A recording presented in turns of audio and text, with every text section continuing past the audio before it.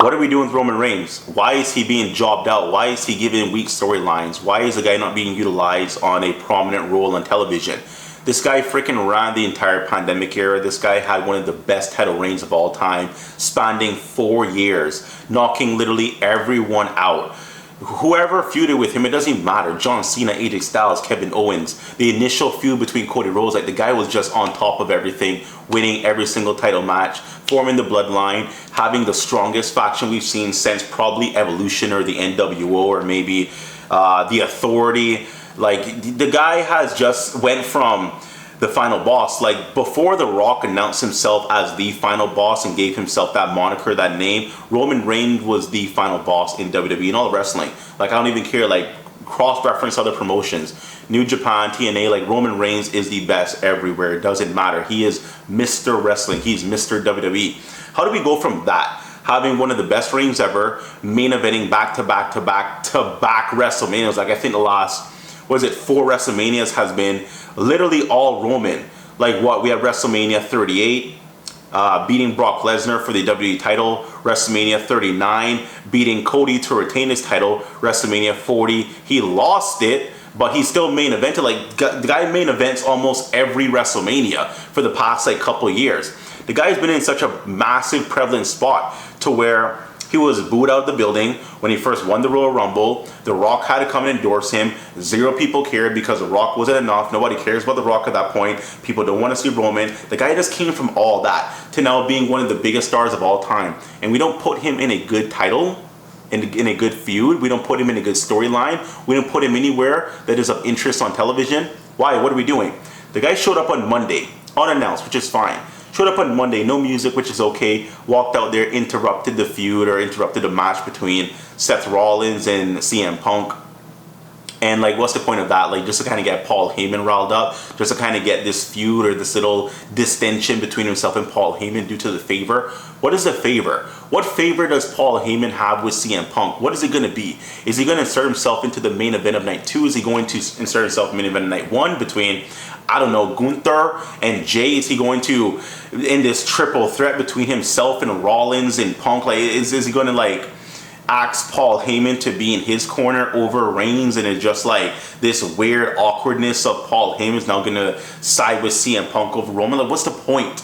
Like, what are we doing? There's no title on the line. There's nothing on the line. It's just a triple threat match. They're all great. Everyone wants to see them. But how are you going to have all these guys participate in triple threat in WrestleMania? For one, it not being for the title. But for two, it not being for anything. Like nothing.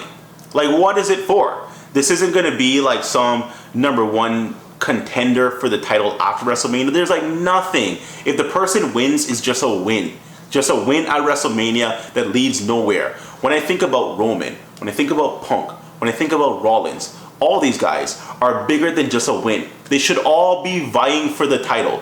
A title. Don't even care. W title, World Heavyweight title, United States, Intercontinental, I don't care. I don't mind putting a mid-card title on a top-tier talent to elevate the mid-card title. Do something with them. Instead, we have freaking Jey Uso versus Gunther. That doesn't even matter. 0 people care about Gunther. 0 people care about Jey Uso other than the word yeet and just like his story. He has a good story. Tag team guy, wants to break out to be a single star, get into the main event to win his first world title. His father, did Rikishi win a world title? I believe Rikishi did. Did Rikishi? Yeah. No. I don't think Rikishi won a world title. So this would be in terms of Jey Uso and his immediate family. Like, he would be the first one between like his brothers, between his father, to win a world title. I don't think Rikishi won one. I could be mistaken. But if my memory serves me correctly, Rikishi had never won the WWF title. So in terms of that lineage of father and son, it's a good story. It's not the Cody Rhodes and Dusty Rhodes story, but it's nice to know about. It's nice to have that going into WrestleMania. Because if you have nothing, if you have no intrigue, if you have no reason for this guy, you know, to want to win or to, like, it's not going to be an interesting match. It's not going to be an interesting outcome. At that point, I don't even care if he wins. I don't care about Gunther losing. I don't care about nothing. But at least in this case, like, okay, we have Jey Uso, his family, like, okay, he deserves it. Like, that's just what it is. Like, he just deserves it. Like, fine. The guy's been in WWE for 10 years. Like, he just deserves it. Like, his grind. Beyond just him deserving it, there's nothing else there. Like, I could think of a lot of people who deserve a lot. Like, I think Shinsuke deserves more than he's getting. I think guys like LA Knight definitely deserves way more than he's getting. Like, if we're talking about who deserves what, I think LA Knight is more deserving than anyone. Like Jey Uso, as much as he's deserving of a world title, the guy's had the Intercontinental title. The guy has the longest tag team title reign of all time. The guy has just a lot going on in terms of like where he was, being part of the Bloodline, going through the whole pandemic era, Jimmy Uso being injured, him having to essentially fight Roman during the pandemic to eventually have that whole building of the Bloodline.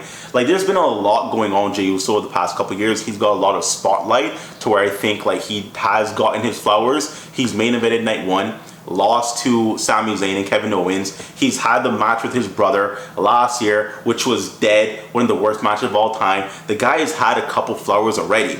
Where's LA Knight's flowers? Like, when you talk about LA Knight, like, the guy has done a lot of great work. The guy has got himself over. There's no machine on the back of LA Knight pushing him to stardom like there is on Jey Uso pushing him to stardom. Like, what is the difference? Like, one guy deserves it more than the other. They both deserve it. This guy has had quite a bit of things handed to him already, when this guy is still waiting for what? Like, he's on his second United States title reign. Cute, but like, give him something more to work with. Like, give him a better storyline.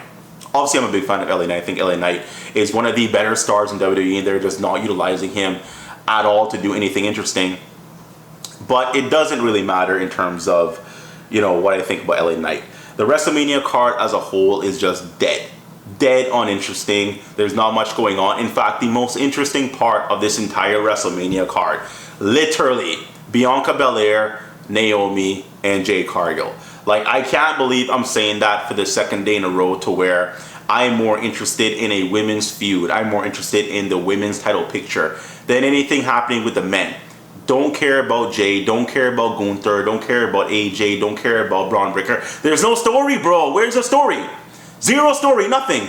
Like, what am I supposed to do? Versus, like, if you go to the women's division now, Bianca, Naomi, freaking Jade. Like, a couple months ago, Naomi's the one that attacked Jade, that put her out for a couple months. And they had the great segment on SmackDown to where they cried and they yelled and they just, like, you felt the emotion, and they built that. Jade came out and Jade confronted Naomi. All that, you know, culminating is just great. Like, you're seeing it on TV. You're not hearing about it because it happened backstage and it wasn't filmed or like whatever. Like, you don't have a situation where Bianca's out there like a Cody Rhodes trying to sell the feud by yourself. The people are there. They're participating. We don't get that. We don't get John Cena showing up. We don't get The Rock showing up. We don't get Roman trying to get his title back. We don't get anything. Nothing. We just have the same thing over and over and over again, and it's just repetitive. And going into WrestleMania, I feel like it's just not even like WrestleMania season. There's a feeling you get when you know WrestleMania is happening. There's a certain like interest, there's a certain excitement in the air. It's not there this time. Why? The booking sucks. Like, these storylines are actually not horrible. It's just that they're not being told correctly. Well, how do you tell a story? I don't know. In the case of like Cody Rhodes, have John Cena show up and have them sell the feud together. Have John cut promos in front of Cody, have them do the back and forth, have us have a couple brawls. Like, this isn't hard. In terms of Roman, what do you do with Roman? I don't know, like something more interesting than a triple threat between three baby faces. Like, Seth's a baby face, CM Punk's a baby face, Roman's now a baby face. All that's on the line is like the favor. And will CM Punk ask Paul Heyman to be in his corner, and then he's gonna side with CM Punk. There's no more wise man for Roman, there's a wise man for CM Punk. But it's like, what is that? It's not a story, it's a match. And then the guy is gonna pick like who he wants to be in alliance with. Like, what? Not a story. It's just like it's kind of happening over there, and I don't care about it. Very frustrating being a fan of wrestling. Very frustrating watching these characters build over the past couple years for it to culminate to nothing. Very frustrating coming off of the best WrestleMania of all time, WrestleMania 40, to where we're at now, which is like no bill. These guys aren't showing up, and when they do show up, they say nothing. You can't really build much of anything just by showing up and punching a guy in the cage and spearing him and looking at Paul Heyman like, why don't you speak? Show up and do a promo. Show up and do a promo battle. Like, what do you have to say about what's going on? Like, nothing. Dead. So dead, so uninteresting. We don't have a lot of time left to turn this shit around. And I don't think we will turn this around, because at this point, if you don't have like solidified a proper feud, a proper storyline, a proper anything, when we're like, what? A month out, 4 weeks away from WrestleMania, the most important event in all wrestling. We're 4 weeks away, and there's still no clear definitive storyline between Roman, between Punk, between Rollins. Like what? Seth Rollins gave Roman Reigns a couple curb stomps. Like what? It's not a storyline. If you want to reference like their time from the Shield till now, okay, there's a lot there. Like, if you want to reference that, like, there's a lot between Roman and Seth, but why is Punk involved if you want to tell the story of Roman and Seth? Like, why is he a thing? Why is he in the picture if this is a Roman and Seth thing? Because you're trying to fabricate some type of feud between him and Roman to make it all stick. I know Seth and Punk has their own little issues since Punk has returned to the company, but that's not bigger than what Seth and Roman has. Like, why does CM Punk need to be part of it? If you want him to be a part of it, how about you have the favor be him inserting himself in one of the main events? It doesn't matter.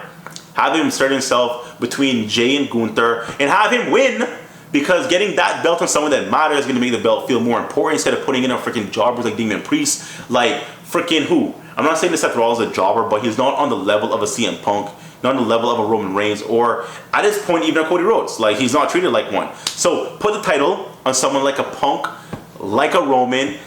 If Cody loses to John Cena, put that title on him. Like, it needs to go on someone important, not freaking Jey Uso and Gunther. Dead. Just so dead. But here we are. This is what we have to deal with. And I guess we're going to enjoy Bianca Belair, Naomi, and Jade Cargill, because that's the only thing that's interesting on WWE television. So, quick video, guys. Hope you enjoy it. I'll see you next time. Bye-bye.